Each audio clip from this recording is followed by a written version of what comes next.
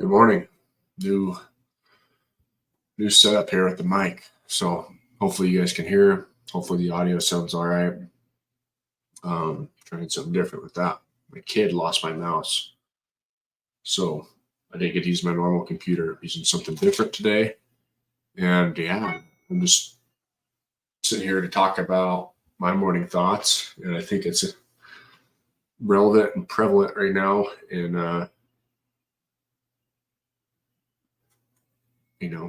the news, which is Super Bowl just happened Sunday night. And let me preface this with a few things. One, I'm a Chiefs fan, lifelong Chiefs fan, so I probably am biased, but I definitely am trying to view this with an open mind and have some points I think that are worth talking about. So first off is, yes, I'm excited the Chiefs won. Yes, I'm a Chiefs fan. And I see the wrongdoings and some of this stuff. But anyway, the hot topic that can't seem to stay off the world and out of people's minds is the whole Travis Kelce situation bumping his coach, Andy Reid. Now, there's a lot of different opinions out there about this, which is fine. Right? People are allowed to have their opinions and teach their own. But I wanted to share my opinion. And maybe if you have an opinion about this matter, I'm not going to tell you to change your opinion, but I'm wondering if it can be more open-minded and just to visualize it from someone else's perspective. Again, this is just, I don't even know if it's my own personal opinion. I just think it's points that need to be spoken about that I think more people could hear and maybe benefit from in some capacity. So with that being said, we didn't see the situation, right? Basically, Chiefs make a big play. They're in their red zone. They do a running play. From what I could see, so Travis is out now. Travis Kelce was out. He was in on the big play. He's out for the next run play. During that run play, a tight end that was in, from my knowledge, didn't do his job correctly and missed a block. Him not doing his job correctly forced the running back to cut back and potentially be the reason that caused the fumble, because the running back fumbled. Right? They had this huge play, get down the red zone, and then they turn the ball right back over. So again, a couple things just to preface this. The emotions are high because they just had a huge play. It was a huge pass play, put them down the red zone. It was like one of the best, one of their bigger offensive plays that they'd had to that point. And then and so your emotions are high in a really good way on that. And then to immediately turn around and fumble the ball and give it right back to their team. Again, that's a high emotion play back to back with a big play, high success, right? And then something that, drops you down or whatever, and you lose that momentum. It definitely sucks. If you're an athlete, you know exactly what I'm talking about. If you've played sports, you know exactly what I'm talking about. There's these peaks and valleys, and they had back-to-back plays where they had that, right? Huge play right back into a negative play. Okay. So now a situation arises where the fumble happens, emotions are high. Travis Kelce, for lack of a better term, screams at Andy Reid, the coach, comes over to him and screams at him and kind of gives him like a little bit of a chest bump. Now, Andy Reid is on the headset.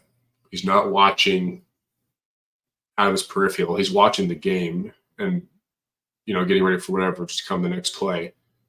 And he is definitely taken on by surprise. Now, the world seems to be losing their minds and wanting to share their opinion on it. So I'll continue to add to the pile.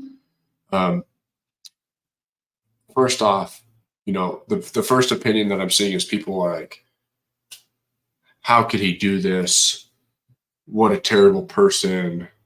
I can't believe he would treat another human like that. I can't believe he would talk to his coach like that. That is so disrespectful. Those are kind of the probably the predominant and more common thoughts. Okay. Now, let me also say I coach high school football. I coach people every single day. And do I agree with those statements? In some capacity, yes. Do I think it was disrespectful to treat his coach that way? Absolutely.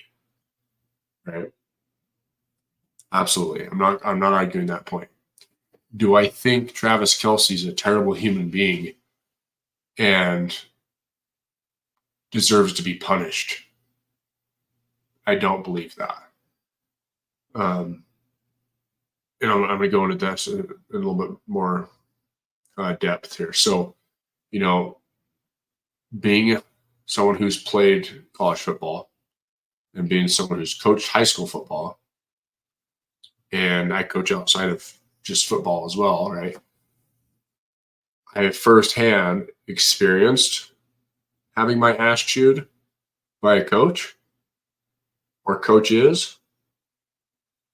And I have firsthand also probably disrespected coaches as an athlete.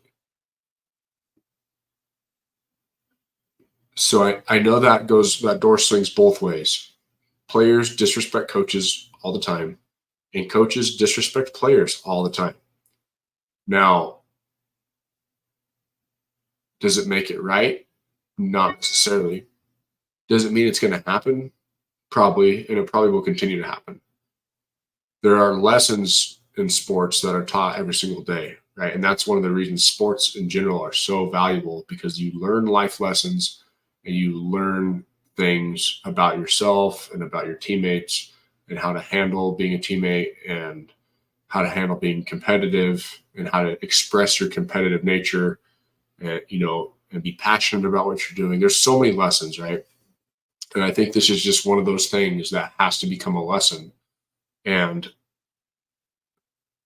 the lesson is, yeah, you need to respect your coach. You need to respect your players as a coach. Who's to say that Andy Reid hasn't freaking chewed Travis Kelce's ass over the last however many years, 8 years or something that he's been on the Chiefs? He's probably taken a couple ass chewings, right? And the difference is it wasn't on national television during the biggest game of the year, right? So, but since Travis Kelce's he's getting extra publicity for it. Additionally, you guys, he's probably getting extra publicity, right, because of the Taylor Swift thing. So here's a question to you. Let's put it this way. If Travis Kelce just continues to remain, let's say he has been one of the predominant best tight ends in the league for the last 6 years, easy. Let's say he continues that. But the Taylor Swift thing never happened. He never dated her. He doesn't even know. They don't even know who each other are. He's not going to be. Let's pretend he never got any of this publicity because of his relationship. Do you think people would react the same way? I don't know. I'm not sure they would. I'm not sure they would care as much, but he's been in this spotlight, and my goodness, people seem to care.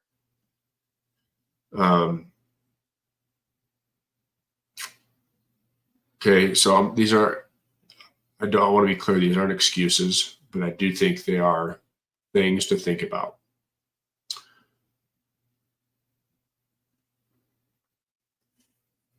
Was Travis Kelce setting a good example for young men?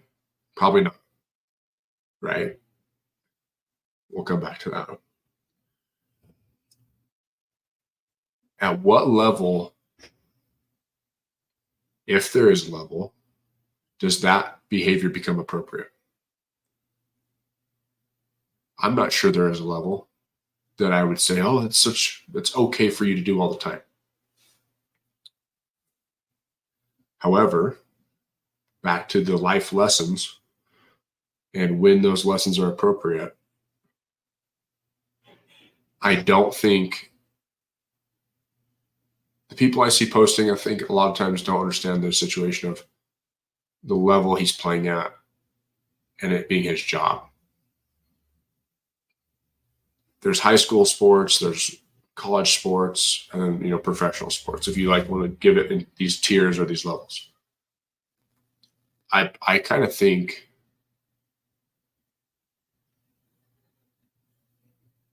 if it were you and you were making your living by being one of the best players in the NFL, and you're in the final game of the year to win the championship that could potentially seal you as, yeah, one of the best ever, but it could also ensure that you have a contract for the next 5 years. I mean, there's a lot of things that could go into this, right? As being your job. I think that's going to bring out a different level of competitiveness, different level of passion, and just like a different level of give a shit about things. And, you know, you listen to Andy Reid talk after the game, and he's like, yeah, I love the kid's passionate. I love that he wants to be on the field. And yeah, he maybe got a little worked up or whatever, but like, no harm, no foul, because I know he just wants the best for his teammates and he wants to win the game. Okay. And again, people might be going, oh, it's just a game. Like, it doesn't matter. It's selfish of him to want to be out there. Well, athletes are that way in some capacity, right? Athletes, they want to win. They want to win. They want to be on the field. They want to contribute. No one wants to be on a team and fucking ride the pine. No one does, right? If you're any type of competitive athlete, especially past the high school level, college, professional, you do not want to sit on the bench for a single play if you can control it. That's just the mindset of an athlete. And I can't explain it any better than that. But I don't think he's wrong for wanting to be out there. And I think, again, back to the sport level and it being his living, I do think, I'm going to put this in a different scenario. Maybe it will help draw the connected dots of how I'm thinking about this. But again, everyone's got different jobs. But let's say you're at your job and you're tasked with the responsibility of doing something important, whether that be some project or whatever. Okay. And you've worked hard on it all year. You spent for the better part of 9 or 10 months working towards this goal, putting in a lot of hours, putting a lot of effort. And you get down to the final, let's say, final presentation for this project. And all of a sudden, when it comes time to present whatever the stuff is that you've been working on to maybe your boss, to get the pitch, to get the project accepted, or to get the bid or the sale or whatever it is, all of a sudden they put in your coworker and say, you know what? I know you've been working really hard on this. We're gonna let this guy, we're gonna let Jim here give the presentation on your project. I can imagine that's how that feels. And if it were me and I'd worked all those hours, all that time, I'd want to be the one fulfilling my destiny, at least giving the effort on the field, right? So hopefully you can connect those dots. Okay, there are a couple things I also want people to think about. You know, people joke about the NFL being scripted. They think it's all this fucking show. One, I don't think the athletes are too competitive, I think, to buy into that. It's not WWE. There's not a script, right? But something to think about. The TV people, they know the drama. They know exactly this right here. Showing Andy Reid getting chest bumped by Travis Kelce, of all people, who's been in the limelight with Taylor Swift and all this crap. They know that's going to get ratings. That's going to stir people up. Okay. So my point is, how many people that are maybe irrelevant players or aren't in the limelight have chest bumped a coach or have chest bumped a teammate and chewed a teammate's ass because they dropped a pass or whatever? I think it happens more than you think. I just don't think it's on national television. And I think the people running them cameras know what to do. I think that stuff is planned, right? And I think it's planned for ratings. So keep that in mind. They want you to see it intentionally. A couple other things to think about is no one really knows besides Travis and Andy Reid their relationship. I'm not saying this makes everything okay. Again, doesn't make it necessarily acceptable. But you have no idea how those two coordinate on a daily basis. Travis is like one of the longest standing players on the Chiefs right now. The conclusion can be drawn that he probably has a pretty good relationship with his coach since they've been together for quite a while now. I do think people communicate different ways, right? I mean, some people just get after each other and they're able to move on. You see this in family dynamics. You see this in other relationships, like within work. Maybe some people are just more straightforward and can take it, and other people aren't, and they need that. They can't be spoken to like that. Sometimes it works, sometimes it doesn't. Maybe that's how they communicate with each other, and maybe they are totally cool with it. Like they pretty much played off after the whole incident, right? I mean, again, if you watch the post-game interviews, I don't think they're going to try to throw shade at each other either way, but sounds like Travis apologized to him after it kind of happened, like, hey, sorry, I didn't mean to come off like that or whatever. And it also sounded like Andy knows, hey, guess what? He's a passionate, competitive kid. He wants to help his team win. Caught me off balance, not a big deal, right?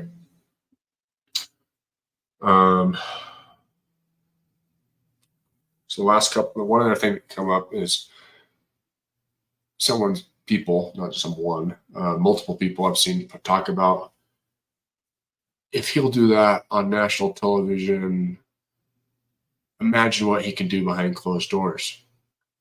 And it makes me think that you're assuming that he's like, because of Taylor Swift or whatever, like, oh, they're thinking about his relationship, and because he's a passionate, competitive guy on the field and he maybe lost his cool for a split second, that he's going to like beat his wife. I don't think that's a very fair assumption. I think people get bent out of shape over all sorts of different stuff. And to assume that is, man, that's just, again, that's something I don't think anyone wants to be associated with. And I can tell you, I'll be critically honest. Like I have limited patience myself. And there's times I lose my cool. And if someone just saw me lose my cool and then just assumed I was beating my wife, I'd be pretty disappointed in that. Which leads me to my next point is, does Travis Kelce know he probably made a mistake? Yeah, he probably does, you guys. He's seen the replay, and guess what? He probably knows, I shouldn't have acted like that. And it sounds like he immediately apologized to Coach Reid after the fact. And again, it's like people make mistakes, and I think he knows that, right? And I think he knows maybe he should have handled that situation differently. And the last thing I'll finish with is just, again, and mostly I think this is probably the better part of why I wanted to make the video is, again, it's just like cancel culture. Like people need to stop worrying so much about other people's lives and worry about their own life, including myself. So, again, this is something that's on my mind. That's what this podcast or video is about. And the cancel culture of it all is ridiculous because people act holier than thou, like they've never lost their patience or their cool, right? Or that they've never been fired up and competitive and something, in this matter. Again, no one's perfect. And again, I think Travis probably knows he's made a mistake or that he could have acted differently in that situation. And I saw a post about someone saying, people are really quick to point out how quickly he lost his cool and how unprofessional that was and disrespectful and yada, yada, yada. And coming from a guy with kids, how many parents, they are sitting here pointing the finger at Travis Kelce, yet when their kid does something, they lose their shit and they, whatever. I mean, completely lose their cool on their kid and chew their kid's ass or spank their kid's ass or whatever the hell it is. My point is, again, people are just being a little hypocritical and acting like they've never done anything wrong. So that's just my thoughts on this whole thing. I think there's more to it than you probably realize. I don't think anyone's perfect, including myself. I do think Travis knows he made a mistake or knows he could have handled the situation differently. But again, he's a competitive person. He's a professional athlete who's getting paid to make a living by being competitive and win games in his sport. Doesn't make it right, but makes it understandable, I think. So anyway, have a good week. Got a few more things written down, not about this, but stuff I'd like to talk about next coming week. So if you like the videos, you want to share it, give us a share. Appreciate it.